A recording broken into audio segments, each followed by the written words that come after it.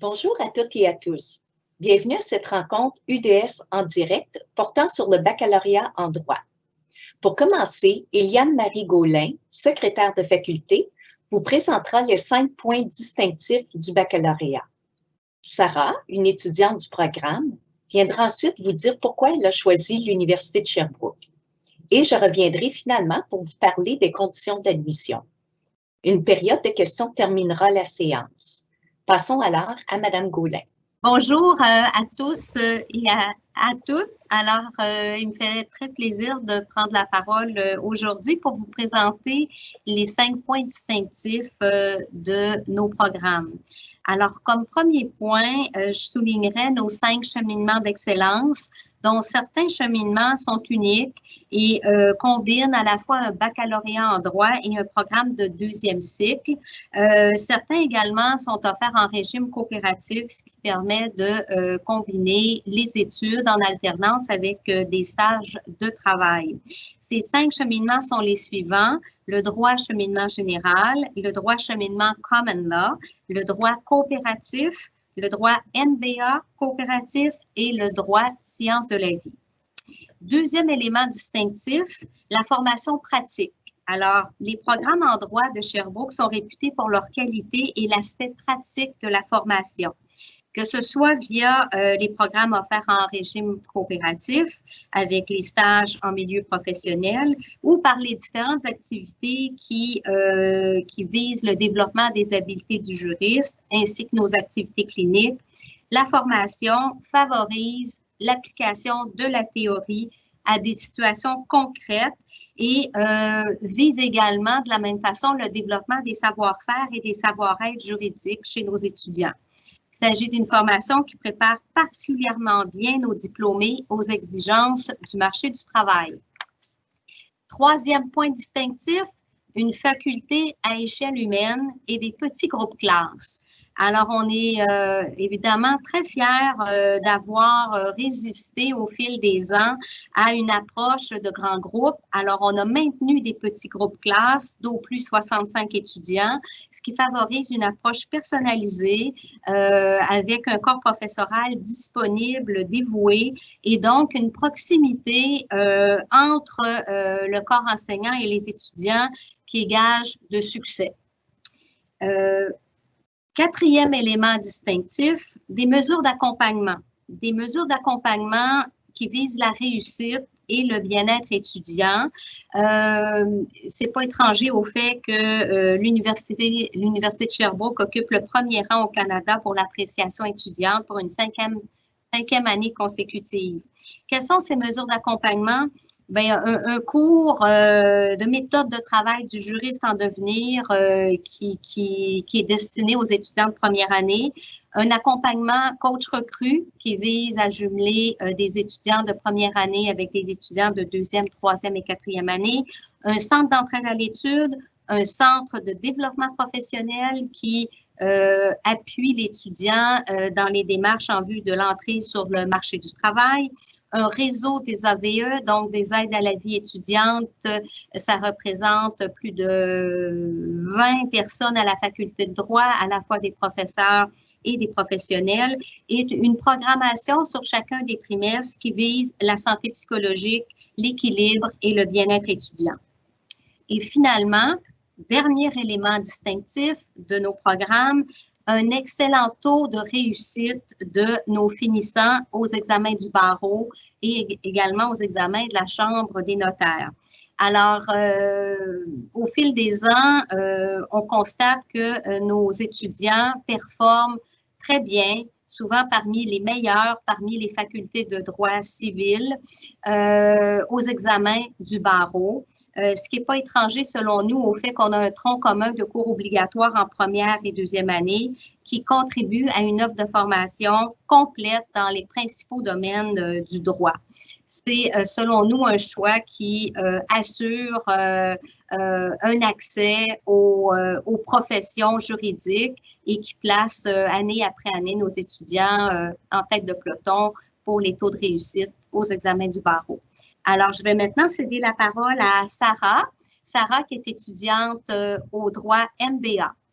Alors, bonjour, je m'appelle Sarah. je suis une étudiante de 3e année en droit MBA à la faculté de droit, comme l'a dit Maître Gaulin. En fait, moi, j'avais commencé mon parcours dans une autre université, puis j'ai fait le choix de transférer là, pour compléter mon baccalauréat en droit à Sherbrooke pour plusieurs raisons académiques au niveau de la faculté.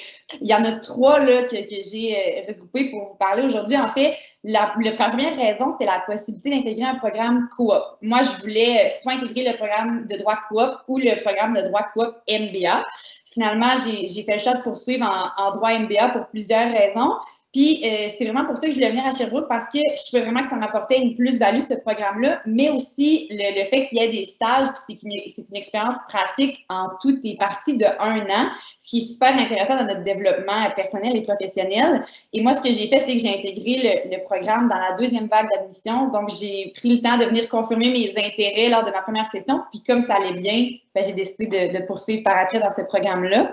Sinon, le 2e point, ça recoupe un peu ce que Maître Gaulin disait tantôt, c'est qu'en fait, c'était le désir de faire partie d'un groupe plus petit, d'avoir un sentiment d'appartenance envers une faculté ou envers un groupe classe, justement parce que les classes sont plus petites, puis parce que lors de notre première année, donc la première session d'automne et la première session d'hiver, on est attribué à un groupe fixe, par exemple le groupe 2 ou le groupe 3, puis on suit les mêmes personnes pendant cette première année-là d'intégration, si on veut, ce qui fait en sorte qu'on apprend à être à l'aise tout le monde ensemble, tout le monde se connaît bien, donc ça favorise, si on veut, un sentiment d'appartenance, puis ça fait en sorte aussi qu'on est plus à l'aise, par exemple, de poser des questions, d'aller voir les professeurs, puis ça amène aussi au point qu'on a une belle relation de proximité parce qu'on appartient au même groupe toujours, et puis on peut aller voir les professeurs de façon plus rapide que si c'était, par exemple, un groupe qui est plus nombreux.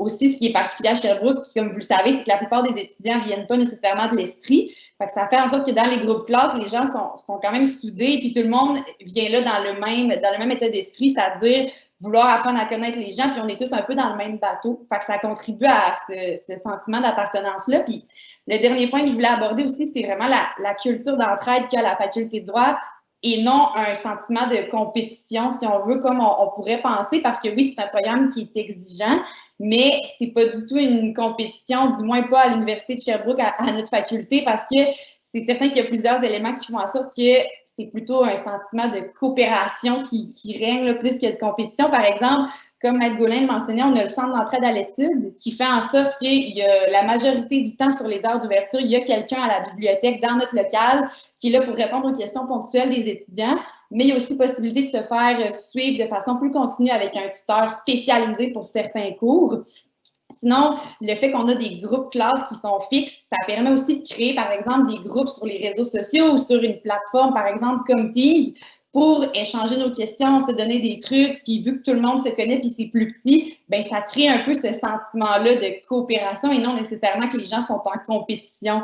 Puis le dernier point que je voulais aussi mentionner par rapport à ça, c'est qu'à Sherbrooke, ce qui nous distingue un peu parfois, c'est que notre système d'évaluation il est basé sur des corridors de moyenne, ce qui fait en sorte que la personne est en compétition contre elle-même. Dans le fond, tu veux les meilleures notes possibles pour toi, mais la moyenne des autres étudiants de la classe ne t'importera pas parce qu'elle ne jouera pas sur tes notes, ce qui fait en sorte que tu ne te sens pas en compétition avec tes collègues, puis l'indice de force du groupe ne va pas venir impacter tes résultats. Fait que c'est encore une fois dans un esprit un peu plus d'entraide et de collaboration que d'une compétition, ce qui est nécessaire quand on veut passer au travers d'un programme comme ça. Donc, grosso modo, c'est les raisons qui ont fait en sorte que j'ai choisi de poursuivre mon parcours à l'Université de Sherbrooke. Alors, pour effectuer votre demande d'admission, consultez le site Admission. Plusieurs informations s'y retrouvent. Rapidement, quelques points importants. La condition d'admission est le diplôme d'études collégiales ou une formation équivalente à 13 années de scolarité. Pour des études effectuées hors Québec, veuillez consulter le site sur les équivalences. Certains diplômes permettent d'être directement admissibles, comme entre autres le bac français et le diplôme obtenu en Belgique. Aussi, pour le cheminement en sciences de la vie, des préalables sont requis. Il est donc important de consulter la fiche signalétique du programme. Sachez qu'il y a des structures d'accueil, des structures allégées pour certains deck techniques. La date limite pour votre demande d'admission pour le trimestre d'automne est le 1er mars. L'évaluation est effectuée en tenant compte des différentes capacités d'accueil. Pour chacun des programmes et cheminements, des listes de candidatures sont établies en tenant compte du dossier académique, traduit en code de rendement. Les offres sont effectuées à partir de celles-ci pour bon nombre de cheminements. Mais dans certains cas, comme pour les admissions au bac en droit régime coopératif et au cheminement MBA, les listes serviront plutôt à la présélection car d'autres éléments seront aussi considérés.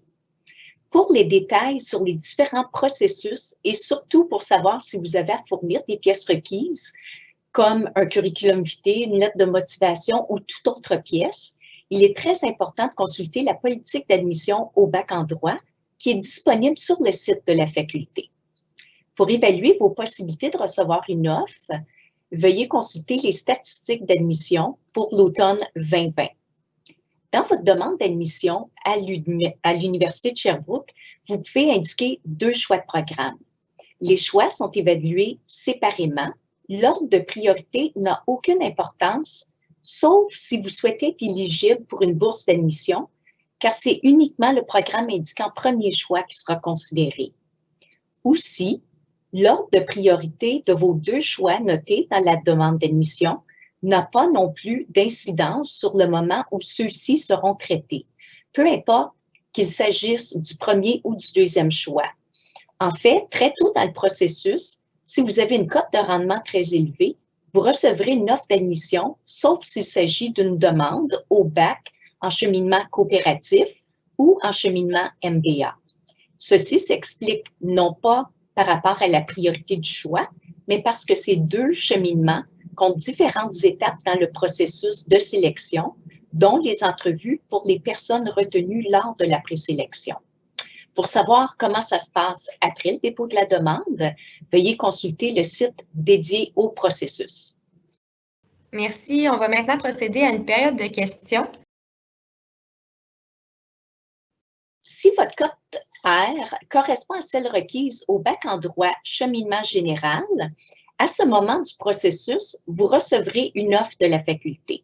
Si la faculté vous a offert une place en liste d'attente au cheminement coop et ou MBA et que la faculté vous fait une offre au cheminement général, en acceptant cette offre, vous pourrez être assuré d'une place dans un programme, tout en conservant la possibilité de recevoir une offre au cheminement de votre choix.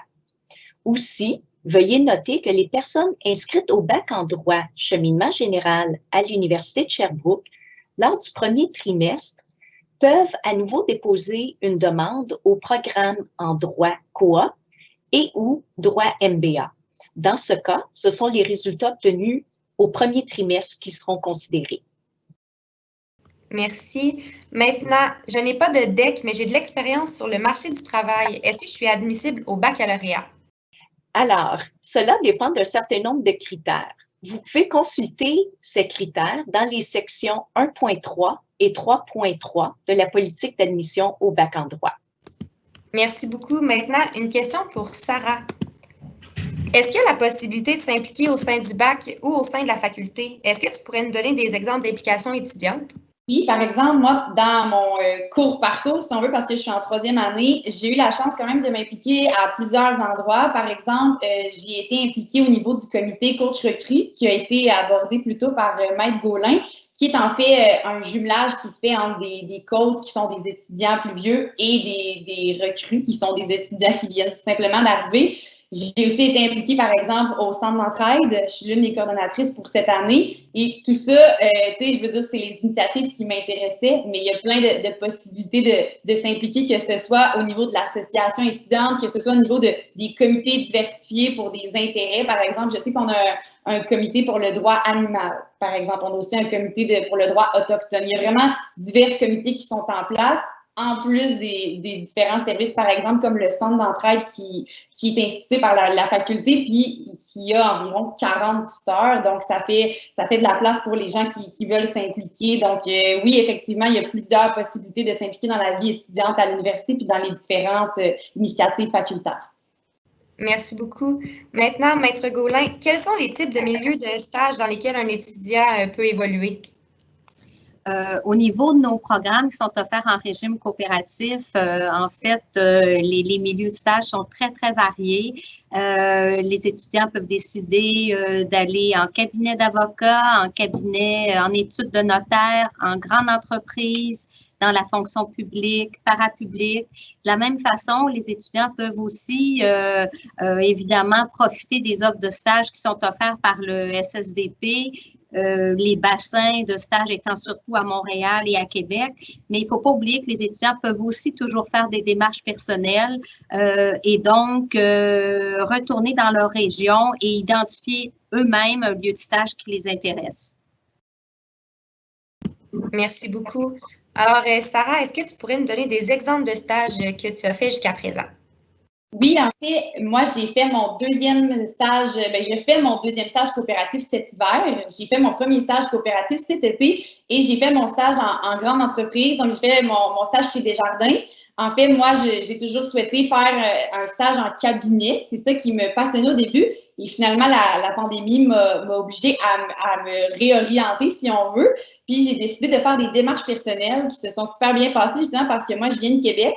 Puis, je souhaitais vraiment être à cet endroit-là. Donc, j'ai fait des démarches personnelles chez Desjardins en contentieux. Puis, finalement, j'ai adoré ça. Donc, j'ai pris la décision d'y retourner, en fait, et non de retourner faire un stage en cabinet comme je le souhaitais initialement. Comme quoi, des fois, nos idées de départ ne sont pas nécessairement celles avec lesquelles on va avoir le meilleur fit. Fait que moi, c'est vraiment en entreprise que j'ai trouvé, je pense, ma voie. Ceci étant dit, je rejette pas la possibilité d'aller faire un stage dans un autre milieu si jamais ça donne, mais pour moi, c'était vraiment soit en entreprise, soit en cabinet que je voulais faire mes expériences de stage. Merci beaucoup. C'est ce qui complète notre période de questions. Donc, je vais repasser la parole à Mme Bédard pour le mot de la fin. Alors, merci pour votre belle participation et bonne porte ouverte.